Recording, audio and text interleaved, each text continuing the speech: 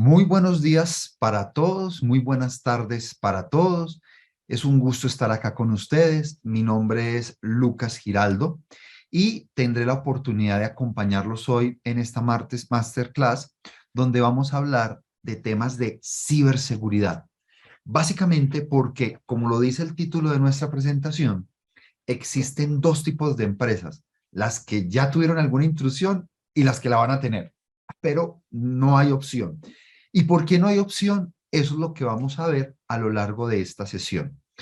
Como les digo, mi nombre es Lucas Giraldo. Yo soy administrador de empresas, especialista en finanzas, magíster en innovación, magíster en administración, candidato a doctor en ingeniería por la Universidad Nacional de Colombia y experto y acompañante de los programas de ciberseguridad en diferentes escuelas e instituciones en Colombia y en Ecuador. Y estoy acá porque considero y tengo la oportunidad de abordar y trabajar estos temas de ciberseguridad en diferentes, y he tenido la oportunidad de abordarlos en diferentes instituciones. Entonces, sin más preámbulos, pues vamos a darle apertura a nuestra sesión del día de hoy. Entonces, nuestra agenda tiene 4 puntos. El primero es contexto.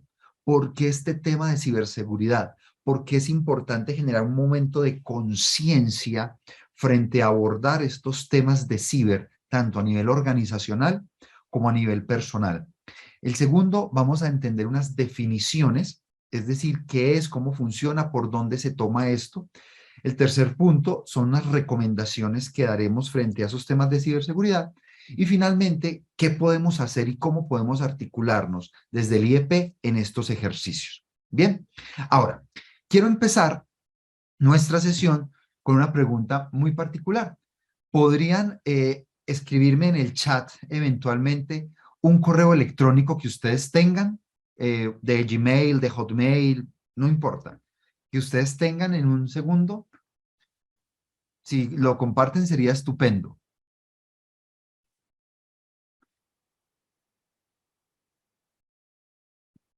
¿Alguno? Ahí está. Entonces, permíteme, Héctor, voy a tomar tu correo electrónico. Aquí, perfecto. Entonces voy a tomar tu correo electrónico, lo pondré acá y vamos a revisar. Resulta, mi querido Héctor, que tu correo electrónico, o más bien esa identidad, ha tenido 5 brechas de datos. Básicamente así. En el 2021, a través de un portal llamado Adeco, se filtró tu correo electrónico, tu género, tu localización geográfica, tu estado marital, nombres, password y número telefónico. Por allá en el 2019 hubo otra brecha, en el 2020 tuviste otra brecha, en el 2017 y en el 2023. Y aquí están los datos que se comprometieron. ¿Qué quiere decir, mi querido Héctor? Que en estos lugares tenían datos tuyos, no porque necesariamente tú se los hubieras dado, no porque tú podrías decir, oiga, pero yo no recuerdo que alguna vez hubiera trabajado con Nitro. Pero resulta que tus datos sí están en diferentes lugares que pueden tener cruce de información. Y a partir de ello llegan a un lugar como Nitro, como Taringa, como Adeco, entre otras cosas, y luego esa información se puede filtrar, que es lo que acaba de pasar. Ergo, espero que del 2021 a hoy hayas corregido o hayas cambiado tus contraseñas. Miremos a Lorena Santillán 85. Lorena está bien, Lorena no ha tenido intrusiones a la fecha. ¿Qué quiere decir esto? Y permítanme les muestro, por ejemplo, el mío. Permítanme les muestro el mío. Yo he tenido 10 brechas, miren, en el 2019, en el 2020, en el 2017, en el 2020, en el 2018. Miren esta última, en el segundo semestre del 2022. Esta fue la más cercana. Y mire lo que se comprometió: mi fecha de cumpleaños, mi mail, mi género, mi IP, grave, nombre, idiomas, usernames, entre otros. Esto básicamente lo que nos dice a nosotros es que no estamos seguros al 100% y tenemos que ultimar y garantizar todas las medidas necesarias para garantizar nuestra protección. Dicho esto, entonces, cuando te refieres a password, ¿se trata del password de la cuenta de correo o la de ADECO en este caso? Se refiere a los passwords que tú hayas tenido registrados en diferentes lugares. Puede ser, Guillermo, por ejemplo, tu password de correo electrónico, puede ser un password de acceso a una base de datos, puede ser tu password de acceso a tu empresa o institución, ¿ya? No lo especifica. Pueden ser diferentes passwords, porque ADECO es una institución, pero también recopila bases de datos y esas bases de datos se pueden comprometer. Eso es lo delicado. Entonces, dicho esto, vamos a darnos un poco de contexto y vamos a entender con unas estadísticas o con algunas estadísticas hacia dónde se está moviendo este cuento de la ciberseguridad. Y quiero empezar recordando lo siguiente. Imagínense que teníamos un par de premios Nobel, Cobb y Cobb y Douglas dijeron que el ingreso de un territorio estaba en función del capital y del trabajo. Digamos que en términos muy amplios, el PIB, el Producto Interno Bruto de un territorio, está en función del capital y del trabajo. ¿Qué quiere decir eso? Que entre más personas y entre más recursos tuviese un espacio, tuviese una zona o tuviera un territorio, mayor ingreso se va a tener. Eso era lo que ellos planteaban. Pero resulta que el mundo fue avanzando y a medida que fuimos avanzando nos encontramos que la correlación de ese capital y trabajo cayó al 57%. ¿Qué quiere decir? Que la combinación de las variables independientes, capital y trabajo, explican el comportamiento del ingreso en un 57%, casi 58%. La pregunta es, ¿y lo otro qué? ¿El otro pedazo qué? ¿Dónde está explicado? Y ahí es donde entra otro premio Nobel de Economía importante para nosotros, que es Solow. Y Solow dice, oiga, es que a esta ecuación le falta un pedacito. Y ese pedacito que le falta a la ecuación es lo que nosotros conocemos como el residuo de Solow. Entonces, ese residuo de Solow es que él identifica que, además de capital y trabajo, para que el ingreso, la configuración del ingreso de un territorio se dé, debemos tener progreso tecnológico y conocimiento. Es decir, no basta solo con tener mano de obra y con tener recursos. Hay que combinar esa mano de obra y esos recursos de una manera inteligente, con tecnología para elevar la productividad y mejorar el comportamiento, y con conocimiento para hacerlo de manera eficiente y efectivo. Entonces, esa combinación de progreso tecnológico y de conocimiento ha generado una serie de avances importantes en términos personales y en términos organizacionales. Solo para que se hagan una idea de lo que esto significa. El computador del Apolo 14, que al unísono en el 71 tenía 12.000 transistores, 1971. El iPhone 14 tiene 11.8 mil millones de transistores. En 45 años crecimos 983.000% el número de transistores. Es decir, ese teléfono móvil que ustedes tienen en su mano tiene más potencia y capacidad de procesamiento que el que tuvo un dispositivo que fue a la Luna en 1971. Para que continuemos haciéndonos una idea de lo que esto significa, si un vehículo de 1971 hubiera avanzado a la velocidad del microchip, hoy un vehículo debería recorrer en 2 horas 1.000.000 de kilómetros, consumir 4 galones de gasolina y costar 10 euros. Esa es la velocidad de avance de la tecnología y de los recursos asociados a la técnica y la tecnología que hemos tenido en este momento. Esto entonces lo que conlleva es a que 3 elementos importantes se han desarrollado para nosotros. El primero de ellos es hay 3 leyes: la ley de Moore, la ley de Butters y la ley de Creders. Y básicamente lo que hablan ellos es que la capacidad de transmitir, de procesar y de almacenar se multiplica por 2 en un periodo de tiempo específico. Entonces, la capacidad de transmitir información, la capacidad de transmitir datos se multiplica por 2 cada 9 meses. Y de hecho, solo piensen en los anchos de banda. Cuando yo estaba en el pregrado, en la universidad, muchos años atrás, yo recuerdo, y creo que algunos de ustedes lo vivieron, nos conectábamos con una línea telefónica. Solo permítanme, les voy a poner un sonido. Solo permítanme, les voy a poner un sonido y ustedes me dirán si lo recuerdan. Permítanme un segundo. Permítanme un segundo. Hay empresas Este no cuyas es, ventas este están es el bajando, anuncio. los proyectos están fallando. Escuchen y la esto. colaboración.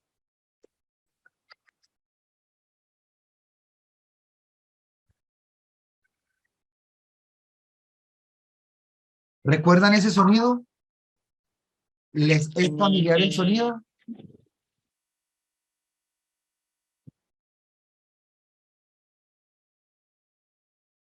¿Lo recuerdan? ¿Sí? ¿No? Muy bien. Ese es el sonido de un módem de conexión a línea telefónica que en algún momento nosotros tuvimos. Correcto.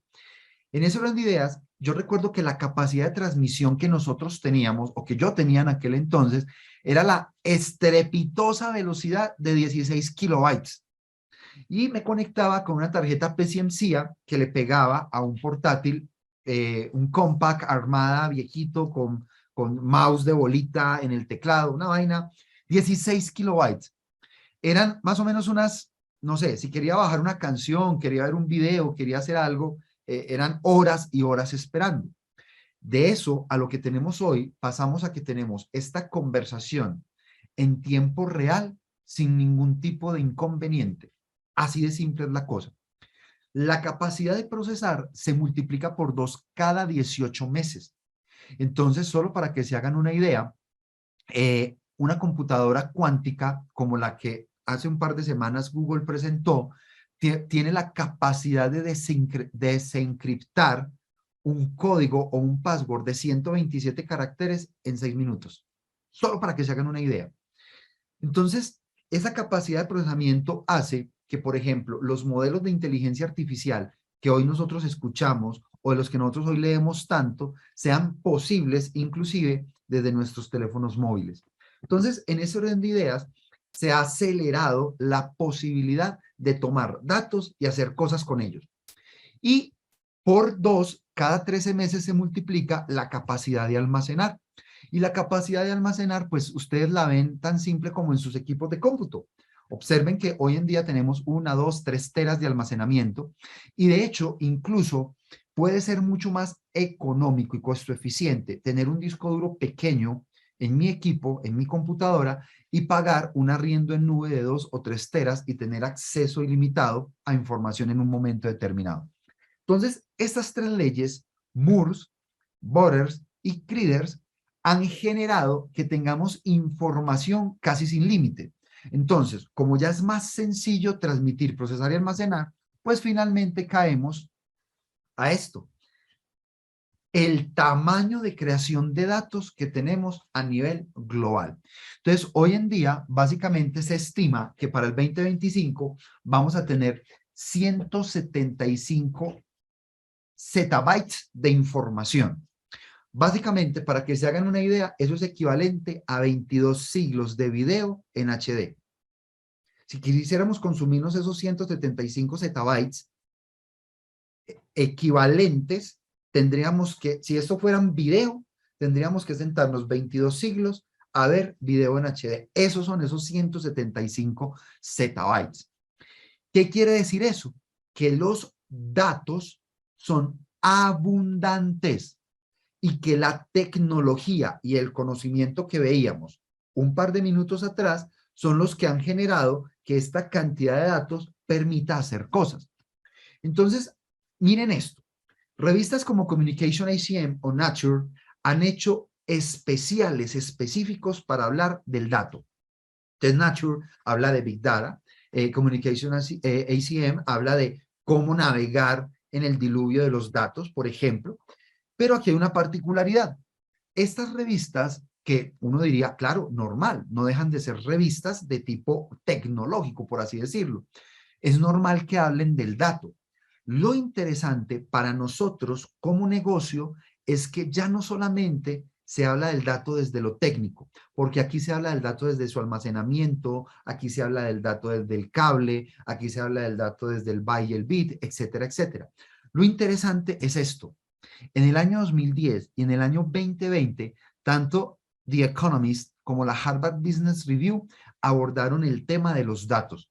El punto es que el ángulo de abordaje no fue desde el cable, no fue desde el servidor, fue desde cómo los datos agregan valor.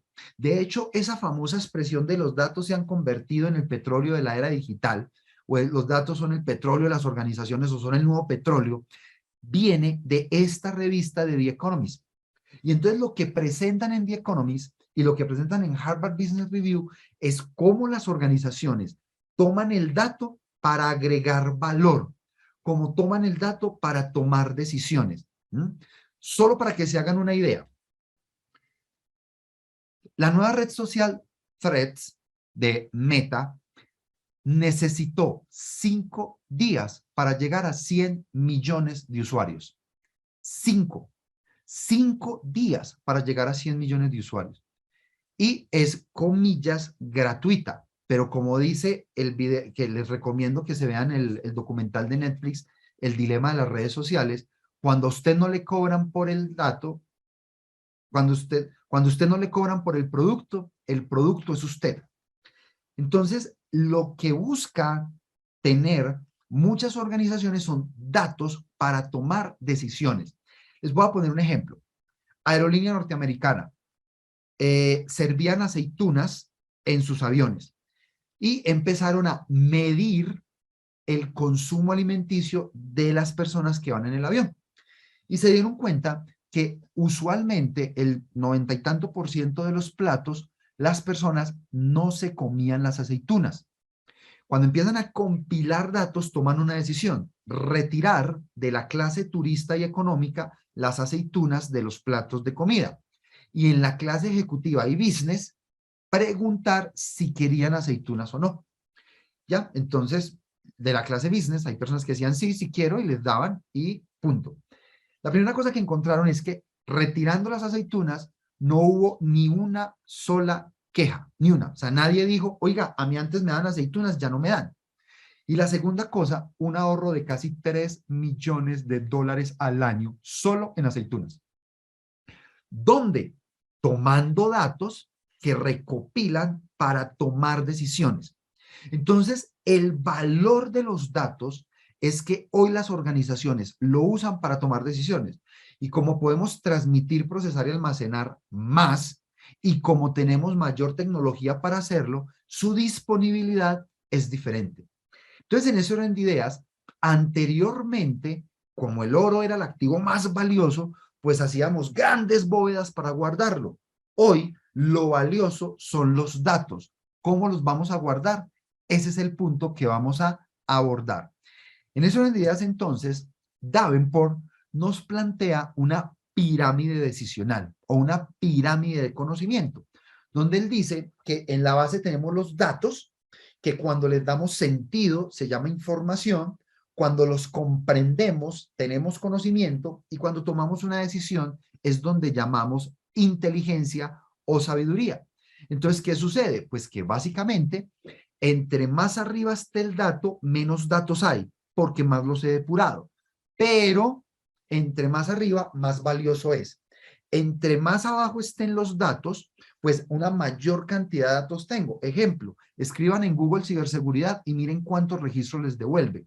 Pero a medida que los voy entendiendo, voy filtrando. Como cuando uno hace una revisión sistemática de literatura y construye una ecuación de búsqueda para ir afinando lo que uno quiere leer. Eso va pasando con los datos y eso pasa en las empresas. Tú tienes un montón de datos y dependiendo de lo que requieras hacer, los vas depurando. Todo esto se hace con Data Governance y con Business Intelligence. Vamos a hablar de eso en 30 segundos. Y entre más arriba, más valioso es el dato. Entonces, ¿cómo se materializa esta pirámide en las organizaciones? A partir de la tecnología. Entonces, los data warehouse, por ejemplo, tienen la posibilidad de compilar datos de muchas fuentes, de los ERPs, de los CRMs, fuentes externas, propias, bueno, de muchos lugares, que cuando tú los cargas, ya para empezar a combinarlos y los llevas a un sistema de agrupamiento para darle sentido, ahí es donde empezamos a tener información. Y luego, en la capa de Business Intelligence, donde tenemos cubos o tenemos esferas o lo que consideremos que es la capa de los OLAP, ahí es donde empezamos a hacer la visualización y donde empezamos a tomar las decisiones. Entonces, ¿qué sucede? Esta categoría o esta configuración de datos sin elaborar, información, comprensión y toma de decisiones se materializa a partir de herramientas o a partir de arquitecturas tecnológicas. Y esas arquitecturas tecnológicas se montan en dos componentes. Un Business Intelligence tradicional, donde yo digo qué pasó a partir de reportes y por qué pasó a través de dashboard interactivos, y con eso puedo inferir y tomar algunas decisiones. Pero cuando tengo datos ordenados y tengo datos categorizados, efectivamente puedo llegar a un análisis avanzado, en el cual puedo hacer ejercicios prescriptivos, es decir, modelos donde defino qué va a pasar, ¿ya? O modelos donde inclusive puedo tener recomendaciones previas o automáticas, a partir de algoritmos, modelamiento y construcción de escenario. Entonces, no importa la herramienta que tú utilices en términos de visualización, Tableau, Power BI, Dimensional Insight, QuickView, la que sea, finalmente, cuando llegamos al análisis avanzado, el refinamiento de la toma de decisiones es mucho mejor.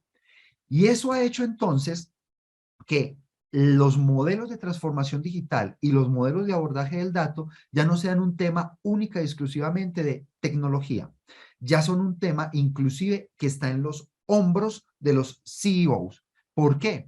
Porque los macrodatos, el Internet de las cosas, la inteligencia artificial, el Big Data, etcétera, etcétera, se convierten en un elemento diferencial de las organizaciones. En ese orden de ideas, entonces, el auge de las nuevas tecnologías pueden ser usadas por las organizaciones para explorar y explotar nuevos beneficios. Es decir, utilizamos la combinación de datos, tecnología, conocimiento para generar nuevos beneficios a las organizaciones, a las personas o a las ciudades. Y eso entonces ha generado que la superficie de ataque digital sea mayor. ¿Por qué? Porque hay más dispositivos conectados, más datos para acceder, más fuentes de operación, etcétera, etcétera, etcétera. Entonces, dispositivos, redes, sistemas generan más espacio. Solo piensen en esto. ¿Cuántos dispositivos tienen ustedes hoy en este momento? En mi caso, un computador, una tablet, un teléfono y un reloj. Solo acá. Más en televisor, más lo que sea. Entonces, hay 7, 8, 9 posibles puntos que se conectan a una infraestructura que puede ser un vector llamado de ataque, porque la superficie de ataque digital es mayor. En esas medidas, entonces, veamos unos números que demuestran esto que les estoy diciendo. La primera cosa es que ustedes pueden entrar a un mapa, que es el CyberMap de Kaspersky, donde muestra en tiempo real cuántos ataques o de dónde están saliendo algún tipo de ataque para un territorio particular. Por ejemplo, veamos España. Spain, está por acá, aquí está. Por ejemplo, veamos España, aquí está. Y miremos algunas estadísticas. ¿Ya? Entonces, observen que él me va a empezar a mostrar por segundo cuántos ataques se dan en diferentes sistemas. Malware, por ejemplo, antivirus, vulnerabilidades escaneadas, por ejemplo, escáner de detección de intrusiones, y me muestra qué países son los más afectados, qué tasas están teniendo, cómo se está moviendo, etcétera, etcétera. Lo que uno puede observar es que cada segundo se están generando ataques en diferentes lugares y en diferentes formas. Y miren algunos datos.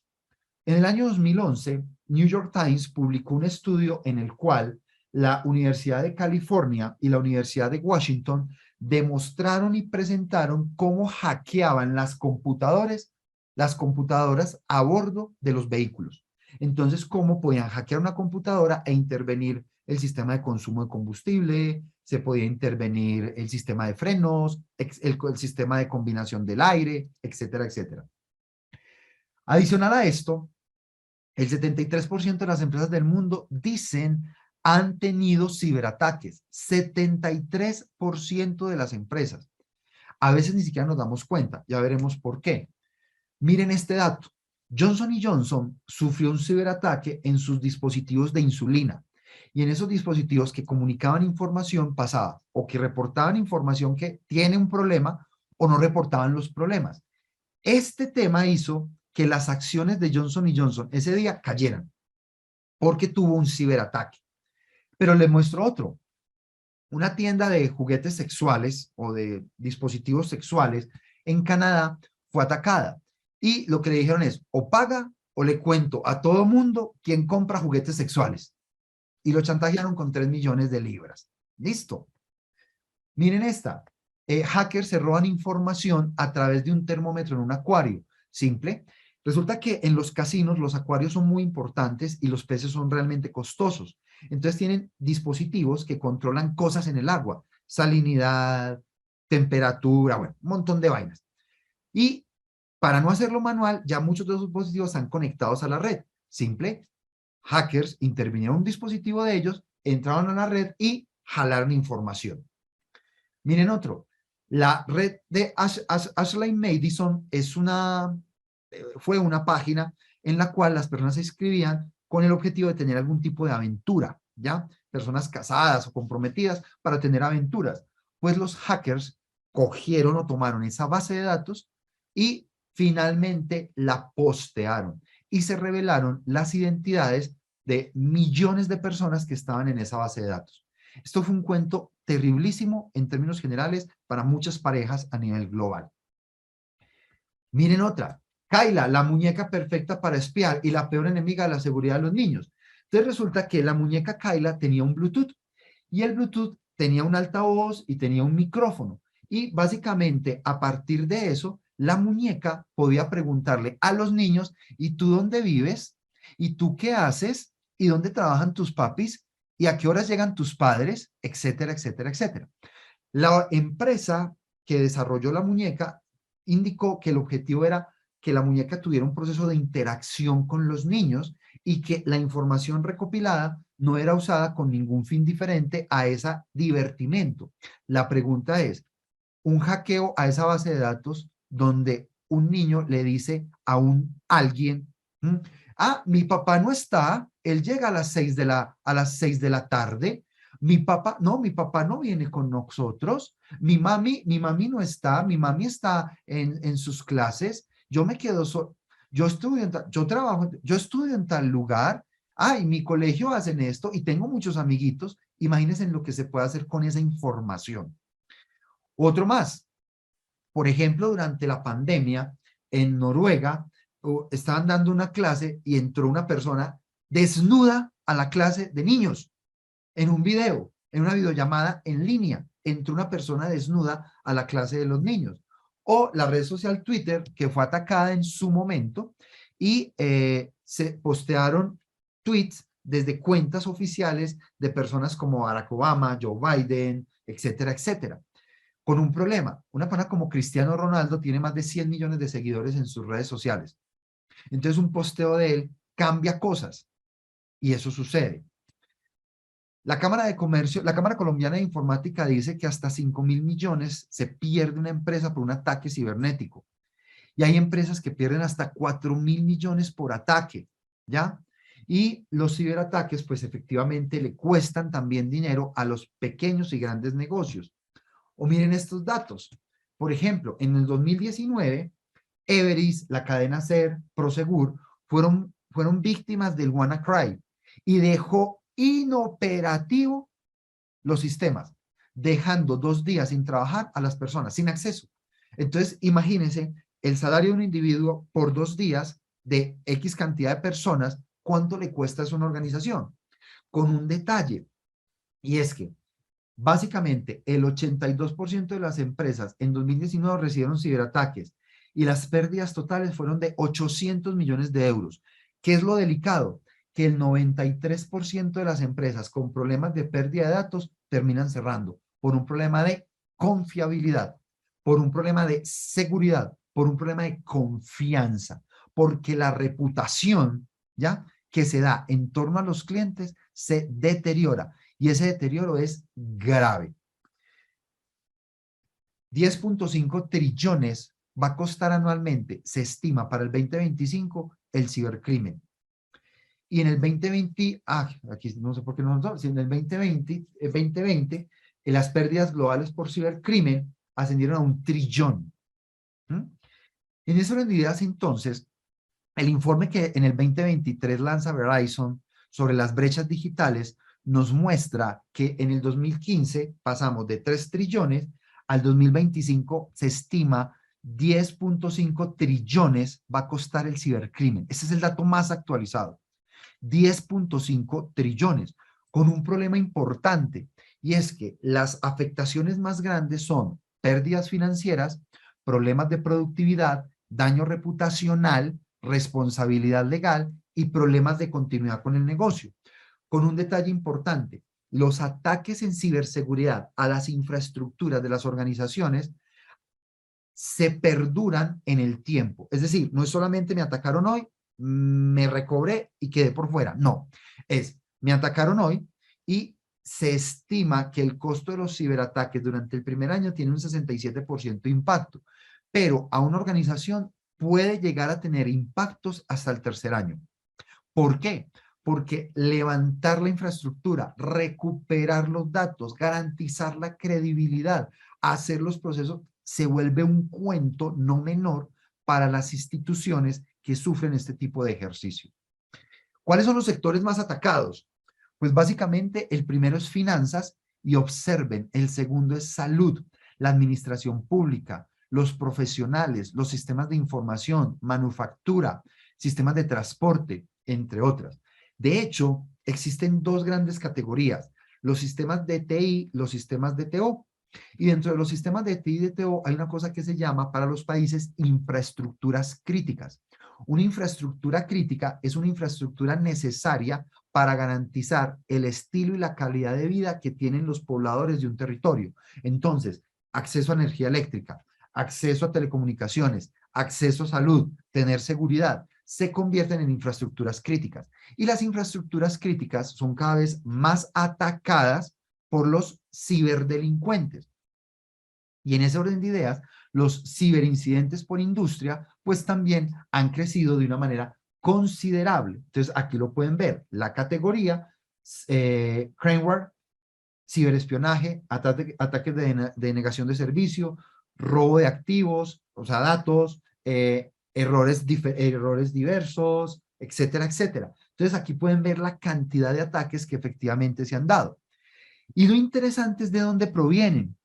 El 70% de los ataques vienen de fuentes externas, de una persona que está en otro lugar y que quiere aprovecharse de una vulnerabilidad nuestra. Pero lo que me parece interesante es este 30%. El 30% puede venir de ataques internos. ¿Qué es un ataque interno? Alguien de adentro que te quiere hacer daño. Hay un caso, no menciono el nombre de la organización por razones obvias, pero hay un par de casos en Colombia y un caso en Costa Rica donde personas que fueron o se sintieron maltratadas por su organización vendieron sus claves de acceso a ciberatacantes para que le hicieran daño a su empresa. Entonces yo vendo mi clave de acceso al SAP, yo vendo mi clave de acceso a un CRM, yo vendo mi clave de acceso al Business Intelligence, ¿ya? O se la entrego con el objetivo de que usted le haga daño a esta organización. Mi objetivo puede ser no dinero, simplemente hacer daño, ¿ya? Y esto es un tema no menor, porque quiere decir que detrás de esas brechas, lo de afuera es claro, pero también pueden haber personas adentro de mi organización que me hagan daño. En ese orden de ideas, ¿cuáles son las principales motivaciones de esas brechas? Uno, financiero, y dos, espionaje. Y ¿cuáles son las acciones que más se usan? Por ejemplo, el robo de credenciales, ransomware, que es un tipo de virus, phishing, que es explorar, robar información clandestinamente, explotar vulnerabilidades, entre otras. Eso es lo que más pasa. Entonces, sí es claro que nuestras organizaciones cada vez más utilizan la tecnología, utilizan el conocimiento y tienen un set y un portafolio de datos para tomar decisiones, La pregunta es, ¿los datos los estamos cuidando? Pues lo que estamos viendo es que sí y no. Probablemente muchos sí, pero cada vez es más difícil atenderlos y cada vez la conciencia situacional se vuelve más importante. Entonces vamos a ver algunas definiciones y abordaje. Y quiero empezar con un corto video.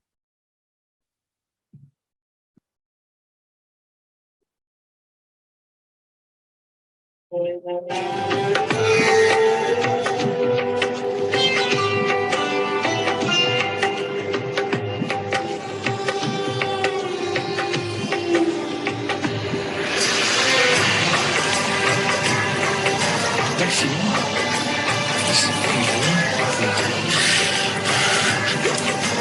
Ik zie een school tegen Antwerpen. Ja, Insecten. dat blieft. Ik voel 2 insecten op je rug. Kan dat? Ja, vlinders. Slovenië, Slovenië. Nee. Een moto, oranje. Pas erop. Zenit. Oui, oui, bien. Je hebt een vriendin, Julie de... Ja, Een boeiend liefdesleven. 3, 4 de zelfs. vierde, daar zwijg ik meestal over, dus dat weten niet veel mensen. Hoe is meneer Spiersgeur? Maison rouge, balcon, blanc. Ja.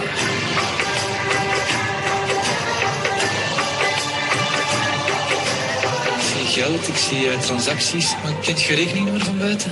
Ik denk dat ik het wel weet. Je staat wel negatief op je bankrekening. Ja? 97. Last month, you spent €200 on alcohol. Vorige maand €300 aan kleding gespendeerd. 8, Ja. 5 voor een huis dat van eigenaar gaat veranderen. €295.000. Ja, eigenlijk. 41. Ja, Juist. ja, dat is juist.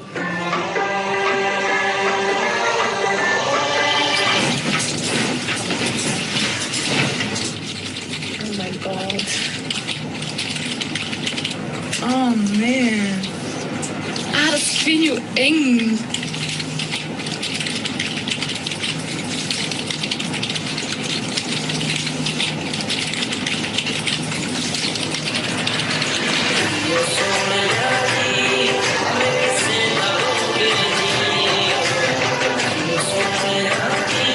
Entonces la primera pregunta es, ¿qué es el ciberespacio? El ciberespacio es el lugar en el cual interactúan sistemas de información y donde el hardware y software se conectan para garantizar esa transmisión. ¿Listo? Entonces el ciberespacio será un ambiente virtual donde los usuarios a partir de hardware y software comparten información. Ese es el ciberespacio. Y el ciberespacio está afectado por las ciberamenazas. ¿Qué es una ciberamenaza? Un ciberamenaza es un acto malicioso que tiene por propósito hacer daño. Eso es lo que quiere hacer, daño, punto. Y las ciberamenazas pueden ir en dos verticales o en dos silos, o contra la información o contra la infraestructura.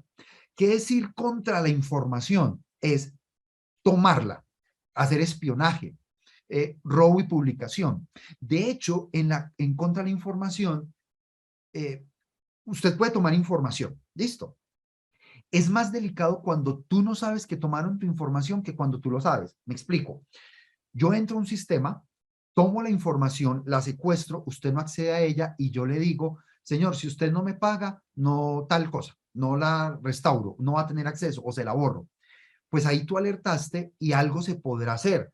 Podremos bloquear, restaurar una copia anterior si tenemos un buen DRP para tal fin, etcétera, etcétera. Pero cuando no te dicen y son huellas sigilosas que tienen por objetivo espionaje, usted sigue trabajando en sus sistemas y alguien las está viendo y alguien está haciendo cosas. Esa es contra la información. Y contra la infraestructura son aquellos ataques que tienen por propósito garantizar o buscar la indisponibilidad. Es decir, que no haya conexión, que no haya suministro energético, que usted no pueda tener servicios de salud, entre otras cosas. Entonces, las ciberamenazas se dan o para tomar información o para bloquear infraestructura. Dicho esto, ¿qué es la ciberseguridad entonces? La ciberseguridad son todas las prácticas que van a permitir defender el hardware y software que permite la interacción en el ciberespacio para prevenirnos ataques maliciosos. Y lo que busca un buen ejercicio de ciberseguridad es garantizar tres cosas: integridad, disponibilidad y confidencialidad de la data y la información. ¿Qué es la integridad? Es garantizar que la información diga lo que tiene que decir. ¿Qué es la disponibilidad? Que se pueda acceder cuando yo la necesito. ¿Y qué es la confidencialidad? Que la pueda ver el que la tiene que ver. Entonces, la integridad es cuando alguien, por ejemplo, y hay muchas universidades que lo han sufrido, estudiantes que buscan pagar para que ingresen a las bases de datos y cambien una nota, por ejemplo. ¿Qué es la disponibilidad? Yo necesito ingresar al sistema para reportar ventas, no puedo. ¿Y qué es la confidencialidad? Que efectivamente entre el que está autorizado, no cualquiera. Entonces, un buen ejercicio de ciberseguridad garantiza estos tres objetivos en términos generales. Entonces, rápidamente veamos qué cosas debemos hacer y sobre qué cosas nos debemos proteger. Unas recomendaciones que les podemos dar. Resulta que hay un ejercicio que es el pretexting. El pretexting es cuando un atacante crea un escenario simulado para que tú hagas cosas. Ejemplo, permítanme, les doy un ejemplo. Es como decir que yo tengo, por ejemplo, la página del IEP. ¿Sí? IEP. No, pero aquí entra el campus virtual y quiero entrar al IEP. Aquí. Por ejemplo, tengo la página web del IEP, ¿ya? Y entonces alguien hace una página exactamente igual a esta, exactamente igual a esta. Y aquí, observen, y aquí en lugar de decir IEP, https, iep.es.edu.es, alguien pone .edu.el o ese. Y cuando yo entro a ese es exactamente la misma página del IEP.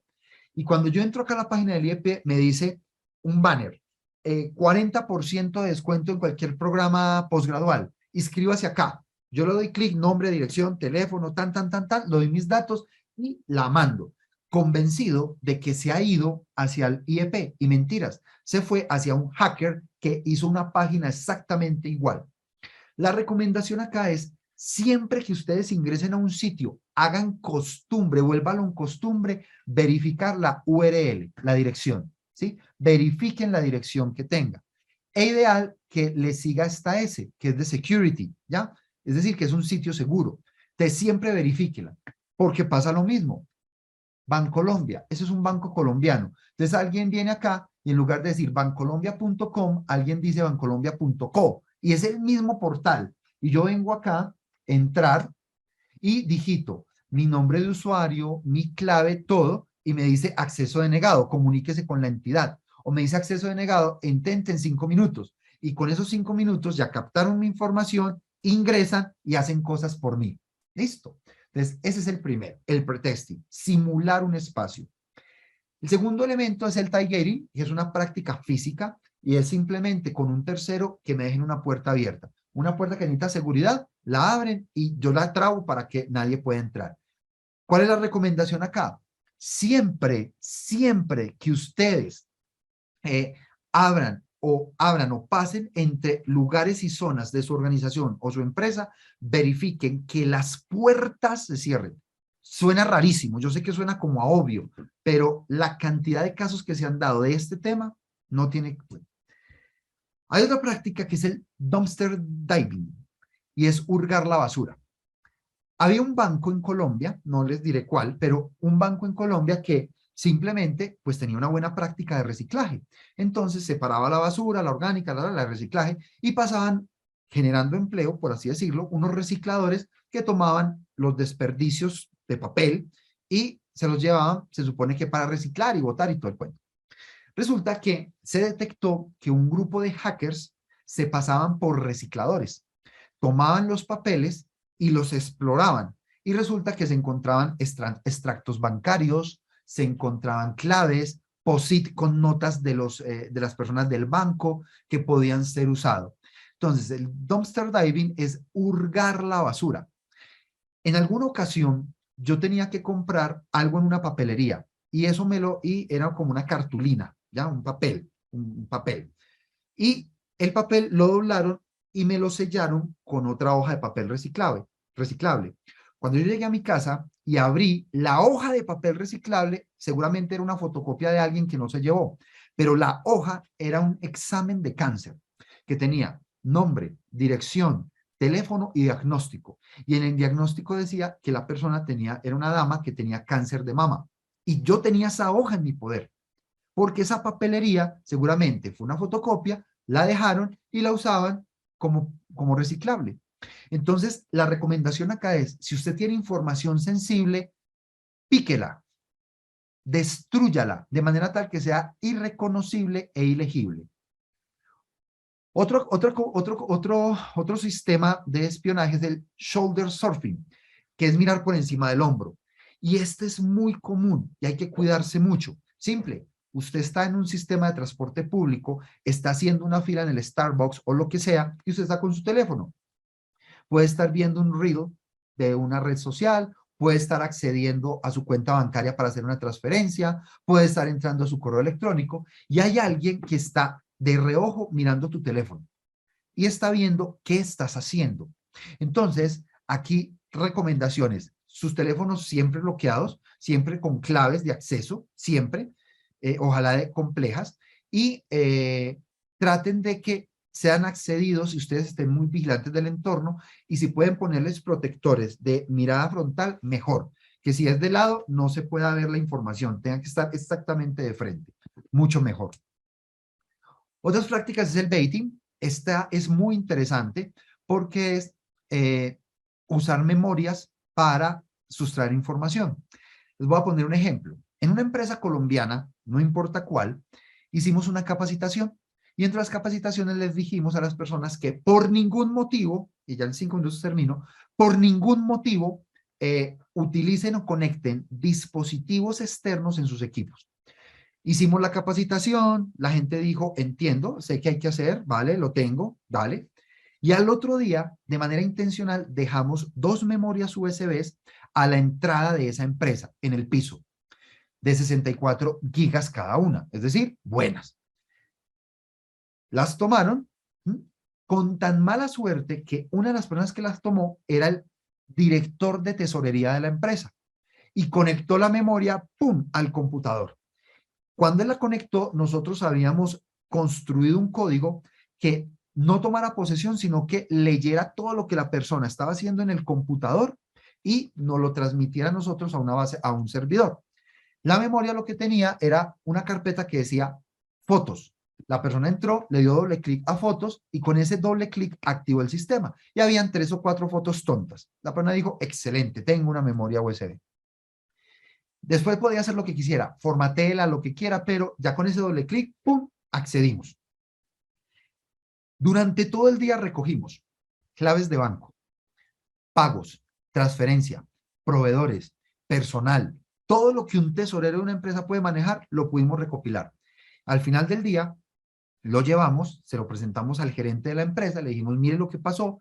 Después de la capacitación, como decimos en algunos países, le entró por un oído y le salió por el otro. Les dijimos, no conecten dispositivos externos.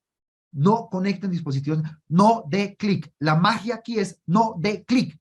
Dio clic y ¡pum!, lo abordamos. Entonces es atento con la información externa, atento con los dispositivos externos, y si tú tienes dificultades en tu empresa, bloquee los puertos, que ningún computador puede usar puertos, por ejemplo, USB.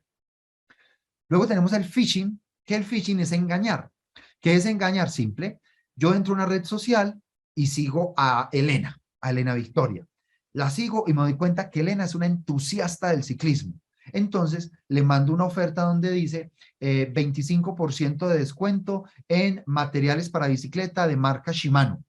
Elena, uy, descuento, le da clic, ya tomé su computadora. Entonces el phishing es engañar. Si usted no ha pedido información, no dé clic, no dé clic, no dé clic. Oiga, yo no pedí que mandase información, no doy clic. Me llegó un dato, me parece interesante. Voy a la página y reviso. Es que me llegó una promoción de vuelos con Iberia, súper fabulosos. No le doy clic acá. Voy a la página de Iberia y lo busco específicamente. Porque el phishing está a la orden del día. Y como lo vimos en el video de hace unos minutos, cada vez hay más información que uno entrega en redes sociales o que un tercero entrega por uno. Porque puede que yo no esté en la red social, pero un amigo mío sí que tomó una foto y yo estoy en esa foto y ahí estoy hasteado. Obviamente el phishing, que son las llamadas telefónicas donde, bueno, lo estamos llamando del banco tal, tenemos un problema con sus cuentas, queremos validar su identidad. Sí, señor, con mucho gusto, yo llamo al banco y verifico. Cuelgo, llamo al banco, mire, me llamaron para ta. ¿Es así? Sí, señor. Ah, perfecto, entonces valido con usted. No, señor, no hemos llamado. Es decir, claves, no de clic, nunca, no de clic y desconfíe. Y finalmente, pues las redes sociales. Mucho cuidado con lo que se pone, con lo que se escribe, con lo que se dice en las redes sociales. Es mejor ser discretos para evitar que hagan un perfilamiento de mi identidad, de mi personalidad, de mis gustos y aficiones. Y unas recomendaciones finales para el hogar. 1, haga copia de seguridad de sus datos, cambie con regularidad la clave del Wi-Fi. Piensen en esto. ¿Cuántas personas han ido a su casa o a su empresa que ustedes les han dado la clave del Wi-Fi y que la tienen? Y que esa persona después venda un teléfono que se conecte a una Wi-Fi suya y que no haya borrado el teléfono, o que se lo haya dado un primo, y el primo otro primo, y el primo un amigo. ¿Y dónde está esa clave? Entonces, siempre cambie la Wi-Fi. Revise los permisos de las aplicaciones. Revise los permisos de las aplicaciones que usted tenga en su teléfono. Póngale claves, pines de seguridad a sus dispositivos. Antivirus, importante. Contraseñas robustas y la privacidad de las cuentas sociales. Cuando compre online, 1, vendedores confiables, páginas seguras, pilas con el uso de las tarjetas de crédito. Pilas, si una oferta es muy buena para ser verdad, probablemente no sea verdad. O sea, siempre que le llegue una oferta rarísima, piénselo 2 veces. Y revise frecuentemente su cuenta bancaria para ver si hay movimientos y active en su cuenta bancaria notificación para que siempre le diga en su teléfono transferencia de 20 euros. ¿De qué? De Netflix. Ah, sí, yo estoy en Netflix. Transferencia de 10 euros de PayU, no sé qué. ¿Eso qué fue? Entro y verifico inmediatamente. Nunca responda a mensajes o llamadas sospechosas. Nunca abra un enlace que usted no pidió. Nunca. Pilas con compartir noticias que no vengan de fuentes confiables para evitar la difusión de temas que podrían tener dificultades. Trate de no enviar dinero por adelantado si usted no conoce la persona, la actividad o la acción. Con los niños, revise la seguridad de los juguetes. Use el control parental. Cambie las contraseñas y hable con sus hijos. Y finalmente, para los negocios. 1, procedimientos y políticas corporativas para el manejo de la información. Asegure el teletrabajo de su equipo. Si su equipo tiene teletrabajo, garantice las conexiones, por ejemplo, a través de VPNs. Garantice la supervisión y seguridad. Correo electrónico, sí señor, su clave y que le llegue un token al celular. O sea, desconfíe. Entonces, incremente los niveles de seguridad. Garantice VPNs para accesos seguros remotos. Mantenga los dispositivos de su organización monitoreados, vigilados e identificados. Y capacite y consulte regularmente al personal que tenga en la organización. ¿Qué podemos hacer en el IEP por usted? Pues para ayudarle en esto, 2 cosas. 1, pues lanzaremos nuestro curso de ciberseguridad para que haya un proceso de formación en estos temas ciber en diferentes capas, en diferentes modalidades y en diferentes componentes. Y 2, vamos a lanzar un autodiagnóstico para que usted lo diligencie y sepa cuál es el nivel de riesgo que tiene en su organización de una manera preliminar. Eso podemos hacer por usted y acompañarlos en este ejercicio. Ahora bien, si tienen preguntas, pues ese es el momento de hacerlas. ¿El antivirus de Windows es confiable o usted recomienda usar otro tipo de antivirus? Me dice Lindsay. Lindsay, yo realmente, a ver, la configuración que tiene Windows en su antivirus no es mala, pero no es la mejor. Y Windows está profundamente enfocado en garantizar la seguridad de los sistemas de la casa Microsoft. Entonces pasan varias cosas. Cuando tú instalas, por ejemplo, aplicaciones diferentes o tienes una aplicación diferente a la de la casa Microsoft, pueden quedar desprotegidas. En algunos casos te dice, usted va a instalar una aplicación que no está bajo los sistemas de seguridad. ¿Desea continuar? Y usted le dice que no, no la instala. Si le dice que sí la instala, pero no te garantiza el cuidado. Entonces, una de las recomendaciones es, por ejemplo, antivirus de casas comerciales más amplios, que tiene un espectro de vigilancia más amplio, es interesante. Y la ventaja es que no riñen contra las que tiene Windows. Es decir, tú puedes tener el antivirus de Windows y puedes tener un antivirus de una casa comercial que te genera una protección, como una intersección, donde lo que no cubre Windows, te lo cubre esta otra casa comercial. Listo. Si tienen dudas y preguntas adicionales, las pueden hacer en este momento, que estaré pues gustoso en atenderlo. Entonces, ¿cuál sería un buen antivirus? Pues mira, es que no quiero mencionar marcas porque realmente hay antivirus muy buenos, o sea, hay antivirus que funcionan bien. Entonces, más que marcas, lo que ustedes pueden hacer es una comparación. Permítanme les explico. Cuando les digo comparación, es que cuando ustedes buscan un antivirus, por ejemplo, ¿ya? Entonces aquí le dice, el top 10 de los mejores antivirus. Entonces le dice Intego, Total IP, Norton, Bitdefender. Este Bitdefender a mí me gusta mucho. Es el que de hecho yo tengo instalado en la organización para la que yo trabajo, que es de salud, McAfee, etcétera, etcétera. Entonces, cuando usted los identifique,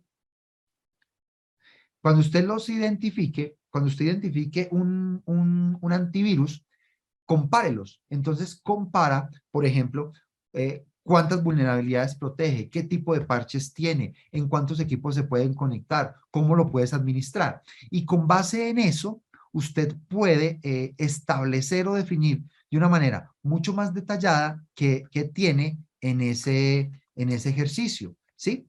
Entonces, yo la recomendación que yo les puedo dar a ustedes es, identifiquen los tipos de antivirus, hacen una tabla donde comparan para definir las necesidades que tengan. Listo.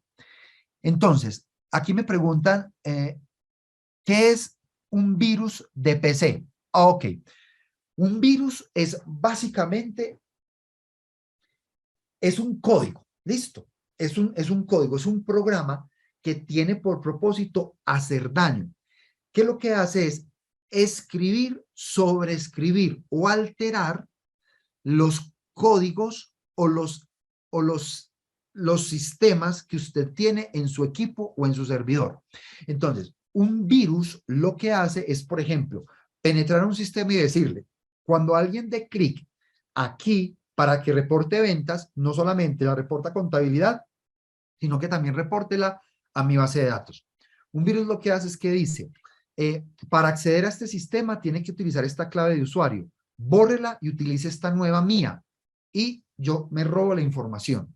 Entonces, un virus es un código, es una escritura en código que altera, digámoslo así, que tiene una irrupción en el funcionamiento que tiene en un momento determinado un hardware o un software.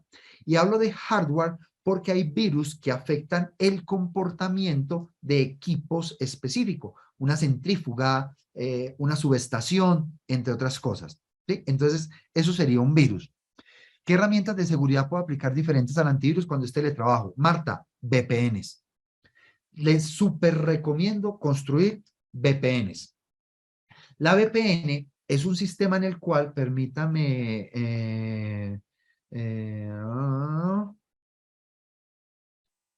un diagrama de arquitectura. Una VPN es un sistema en el cual usted genera un túnel directo entre tu sistema y la casa de la persona. Es decir, es como en lugar de ir a internet y a una nube donde todo el mundo nos ve, sobre esa nube yo genero un túnel específico con clave de salida y de entrada. Entonces, cuando una persona se va a conectar de un computador a un servidor, no lo hago por internet global, sino que sobre esa internet configuro un túnel que solamente yo puedo ver. Entonces, una recomendación que yo te doy cuando tú quieras hacer teletrabajo es las VPNs, una Virtual Private Network, una red privada virtual. Y hay VPNs que tienen doble autenticación, tienen codificación extremo-extremo, ya depende de la que tú quieras hacer. Pero si estás haciendo teletrabajo, te recomiendo VPN. Entonces, lo que hace la VPN es esto. Permítame, yo abro acá una cosa y les muestro. Por ejemplo, esto. Para conectarme a un lugar particular, yo necesito entrar por FortiClient y entonces acá yo me logueo. Entonces tengo mi nombre de usuario, digito un password y hago una conexión específica a un sistema de información. Y él va por internet, pero por un túnel. Y ese túnel no se puede acceder y cifra la información de ida y de venida. ¿Listo? Entonces, mi recomendación es la VPN. ¿La seguridad de la información va incluida en la ciberseguridad? Sí, la ciberseguridad es la sombrilla y tengo elementos como seguridad de la información. Así es. Manejo de algoritmos. VPN, hay VPNs gratuitas, Lindsay, efectivamente, hay VPNs gratuitas, pero no tienen tantas posibilidades de configuración como una VPN paga. Es decir, una VPN gratuita te permite enmascarar una IP, por ejemplo, te permite crear un túnel sin claves, es decir, digamos, es segura, pero no tan. Cuando usted paga por la VPN, usted puede configurarle cosas. Entonces usted le puede decir, no, yo quiero clave, yo quiero llaves de entrada, yo quiero un token, yo quiero cifrado de información, yo quiero que entre específicamente a un puerto determinado de mi sistema, ¿sí? Sí, la VPN, Jovita, la VPN es un software que se descarga en los dos lugares. Está en el servidor, en el lugar donde está la base de datos, y entonces en ese lugar tiene como un montón de registros, un directorio. Y en ese directorio está tu nombre de usuario y tu contraseña. Y se instala en tu computador. Cuando tú le das doble clic al software en tu computador, él se activa y le manda una petición a ese que está en el servidor y le dice, oiga, yo, Lucas Giraldo, con esta clave me quiero conectar, deme permiso. Entonces, él verifica que yo sí sea yo y me da permiso y crea un túnel virtual. Luego de eso le puede decir, listo, ya le creé el túnel. Ahora, digite el token. Es decir, digite una clave que le acaba de mandar a su teléfono móvil que cambia cada minuto. Y entonces yo la digito. Listo, usted y es usted. Ahora sí lo dejo entrar. Entonces, las de pago te permiten hacer ese tipo de cosas. Y hay de todos los precios. O sea, hay de muchos precios. Por ejemplo, ustedes escuchan mucho la expresión VPNs yo quiero ver el contenido de Amazon Prime de España, pero estoy en Colombia. Entonces utilizo una VPN para decirle a Amazon que estoy en España, porque utilizo una IP de España, ¿ya?